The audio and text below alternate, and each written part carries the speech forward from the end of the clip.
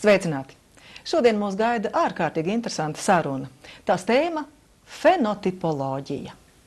Es ceru, ka jūs zināt, kas tas ir. Ja ne, tuliņ noskaidrosim. Mans sarunu biedrs ir medicīnas eksperts Māris Belte. Labdien! Labdien! Kā redzat, mūsu studijā valda tāda mākslinieciska, radoša nekārtība. Zīmēsim, jā. Un parasti mēs ar jums esam sarunājušies par gluži citām tēmām, tādēļ arī man ir ārkārtīgi interesanti. Pastāstiet vispirms, kas tad īsti ir fenotipoloģija? Varētu teikt, tas ir salikums no diviem vārdiem – fenotips un tipoloģija. Tipoloģija, tas ir, kā mēģina cilvēkus tipēt, saprast, kas ir kas un kāds ir. Un fenotips, tas ir bioloģisks termins. Visi, kas mācījušies bioloģiju, zina, kas tas ir. Fenotips ir genotipa ārējā izpausme. Genotips ir mūsu gēnu kopums, tas, kas ir mūsu kodēts gēnos. Mūsu gēnos ir kā lielvārds jostā smuki ierakstīts gan tas, kā mums būtu jāizskatās, kad mēs izaugsim, gan arī mūsu instinkti. Un zinot funkcijas saistību ar izskatu, mēs varam prognozēt arī, kāda ir gēna, un, protams, ka mums jāņem vērā arī ir sociālais uzslāņojums. Kur jūs esat ieguvis šīs specifiskās zināšanas? Man pirmā izglītība ir, ka es esmu beidzis un certificējies kā iekšķīgo slimību speciālists, bet pēc tam arī es esmu strādājis kā konsultants, vadījis seminārus un arī apgūs Stradiņu universitātē psihoterapijas specialitāti. Un mūsdienu psihoterapijā un psiholoģijā ir ļoti populārs tā saucamās evolūcijas teorijas, kas skaidro cilvēku uzvedību. Tad, lūk, fenotipoloģijas teorija būtu arī pieskaitām pie vienas no šīm evolūcijas teorijām. Fenotipoloģijas pamata licējs, kurš šīs zināšanas ir sistematizējis un skaidrojis caur tādu zinātnisku prizmu, ir Marks Lučins, jā, dzīvo tepat Igaunijā. Vai tad cilvēks meklē sev tādu, piemēram, dzīves biedru vai draugu, kur viņš intuitīvi vērtē no ārējām pazīmēm, tātad viņš nolasa tās rakstura īpašības, kuras viņam patiktu. Tā ir? Protams, pieredzējuši cilvēki, viņam intuitīvi redz un jūt, jā, un saprot apmēram. Ir tādi pieredzējuši, piemēram, personāla atlases speciālisti, kas redz cauri un redz diezgan precīzi cauri, tā kā viņi kaut kur apgūst. Bet, tikai ar intuīciju var arī diezgan smagi kļūdīties. Zināšanas palīdzēs mazāk kļūdīties. Jā, es gribētu vēl maz ievadu, jā, kā tas tiek skaidrots, jo mēs nedrīkstam teikt, ka cilvēks ir tāds tikai tāpēc, ka viņam ir garš deguns. Viņš ir jūtīgs tāpēc, ka viņam ir garš deguns. Jā. Tas tiek skaidrots caur fizioloģijas prizmu, un tad mēs varam, kad mēs saprotam, kā mainās šī pazīme un kā viņa ietekmē cilvēku. Tātad pamatā ir fizioloģija. Par piemēru varētu minēt, ja vīrietis ir maza auguma, viņa fizioloģija arī atšķirās. Jautājums nākamais, kā viņš jūtas. Ja? Visticamāk, ka viņš jūtas sabiedrībā, kur lielākā daļa ir tādi gari un meitenes mīl garos, viņam raksturā veidoties kompleksiem ir vairāk iemesli. Jo, ja cilvēkam ir diskomforts, viņš mēģina kompensēt. Tāpēc nereti mazauguma vīrieši viņa raksturā, viņi kļūst pa diktatoriem. Jā. Napoleona kompleks. Vai arī, ja ir nauda, tad viņiem vajag nopirkt tiešām to lielo džipu, jā, lai visi redz un paņemt skaistāko modeli un tiešām garu slaidu, lai visi pasauli redz, ka viņš arī ir vīrietis, ka viņš var un ka viņš ir varens, un viņam vajag sev pierādīt papildus. Un tā mēs varam iet caur jebkuru pazīmi, un tā mēs varam par piemēru paņemt, ko jūs gribiet, degunu vai piemēram, degunu. Piemēram, degunu, jā. Degunām ir garums. Man mazliet jāzīmē, jo, ja es to skaidroju caur šo fizioloģijas prizmu, tad tas kļūst skaidrāks. Tātad es diezgan sadistiskā veidā uzzīmēšu pārgrieztu degunu šķērsgriezumā pa nāsi, ja nevis pa deguna vidu, jo, ja pa deguna vidu, te būtu starpsiena, tas ir deguns. Nākamā lieta, ka degunā mums ir tāda īpaša receptori, kā ožas receptori, kas sākas apmēram 50% no deguna virsmas, aizņem ožas receptori. Ko dara ožas receptori?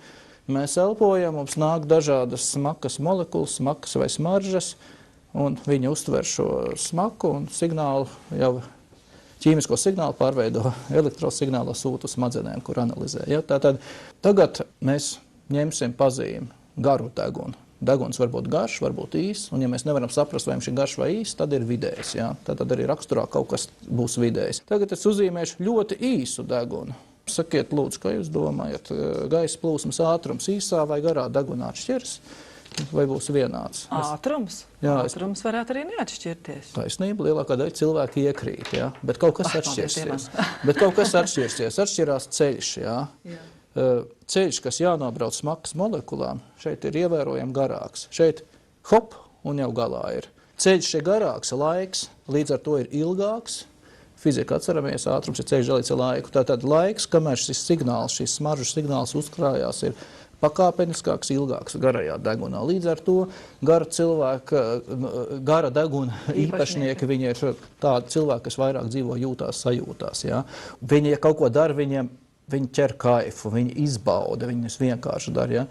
Gardeguņu nācijas, francūži, itāļi, tie ir modes noteicēji. Gardeguns runās daudz un dikti vairāk, tā kā es riņķi apkārt, un kamēr izdegunim vajag konkrēti īsi pa punktiem, 1, 2, 3, un viņi sāk skaitināt, ja tu riņķi apkārt, es tev pateicu, konkrēti īsi pa punktiem. Nereti izdeguņi, priekša gardeguņi šķiet, ka šie lūk ir rupekļi.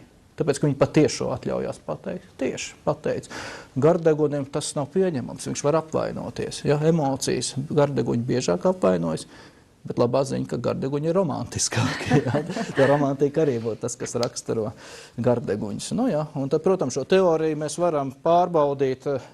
Es jau tā kā pieminēju par tām nācijām, bet ja mēs zinām kaut kādas etnos, kur vairāk īpatņi ir gardeguņi, un tad zinot to viņu tā kā tāda kopējās īpatnības, tad mēs varam pārliecināties, vai nu tā ir, vai nav. Jā, tad gardeguņi ir, protams, francūži, itāļi, arī gruzīni, un gruzīni arī sajūtas, jā, džigits vai kinželu, un tur, ja saka, par sievieti, tad arī tas viss akcents, tā ir tā kā mūzika, un es ženšķina, tā kā haču, un tas viss ir skaisti. Jā. Man tiešām grib zināt, vai to var iemācīties? Tas ir līdzīgi kā valoda. Iemācies vārdiņus, vai var runāt grūti. Vajag mācīties arī kombinēt un trenēties. Tad, protams, tad ir tāds, bet to pamatu var iemācīties ļoti ātri. Vienas dienas seminārs jau kaut diezgan daudz var pateikt un nedarīt vismaz rupjas kļūdas. Bet mēs varētu uz mirkli pārtraukt mūsu sarunu un ieklausīties kādā cilvēkā, kurš ir mācījies pie jums un guvis arī šīs zināšanas. Man ir ļoti aktīvs puika, viņam šobrīd 11 gadi, un vienmēr man vispār, ko viņš tāds kustīgs, ko viņš nevar nosēdēt uz vietas, un man likās, un tiešām visiem bērni kā bērni, tikai manējais tāds īpašs. Un tad, kad es, teiksim, pati visu apguvu, un var teikt arī viņu tā kā izpētīju un sapratu, bet, protams, viņš nemaz nevar būt savādāks, jo viņam ir tādas vēlmu sāsinātām izjūtām tieši pēc fenotipoloģijas, bet to var arī ievirzīt tādā pareizā gultnē. Mēs, teiksim, ilgstoši gājām uz peldēšanu un dažādiem sporta veidiem, un tagad viņš ir tādā aktīvā dejošanā, respektīvi, bet tas ir tikai tāpēc arī, ka es sapratu, ka viņam ir jāļauj mazās devās tā enerģija novirzīt uz āru, nevis jāierobežo. Man ir kāds portrets rokā. Es gribētu jūs lūgt raksturot šo cilvēku pēc šīm ārējām pazīmēm. Cilvēks ar iniciatīvu ļoti labi apveltīts, pie kam viņš ir diezgan drosmīgs, jā, ļoti pedantisks, precīzs, bet tendence viņam ir arī apvainoties, un es pat teiktu, ka viņš reizēm var arī papsihot, jo nervi nav pārāk stipri. Uzmanīgs, vērīgs, ar nelielu tendenci uz ekstrēmismu. Praktisks, par spīti tam, ka ir māksliniecisks, ir diezgan praktisks. Visticamāk, ka viņam savs dzīvoklis ir un kaut kas nav no tiem nabagiem māksliniekiem noteikti. Sveiciens manam kolēģim Andrim Bulim. Ļoti jauks raksturojums, manuprāt, tu vari būt lepns. Tātad mēs varam tikai ielāgot savas vājās un stiprās puses un mēģināt tās vai nu pastiprināt, vai arī vājināt, vai ne? Jā.